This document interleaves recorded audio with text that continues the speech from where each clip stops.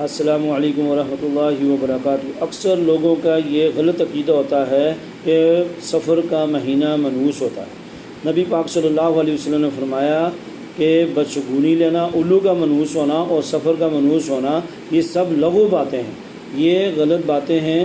ان باتوں سے پرہیز کریں۔ کوئی مہینہ، دن یا کوئی شخص منحوس نہیں ہو سکتا۔ یہ جیسے لائٹ چلی جائے، کوئی بندہ اس قدم رکھتا ہے، اس کی قدم رکھنے سے لائٹ نہیں آتی، چلی جاتی ہے تو اس کو کہتے ہیں کہ نہ منحوس پہ رکھیا تو یہ غلط ہے۔ کوئی شخص، کوئی دن منحوس نہیں ہوتا، اس لیے ایسی باتوں سے پرہیز کریں، اپنے عقیدوں کو پختہ کریں، اللہ پر یقین رکھیں۔ کوئی دن، کوئی شخص، کوئی مہینہ، کوئی وقت، کوئی گھڑی، گویا کہ کوئی چیز منحوس نہیں ہوتی۔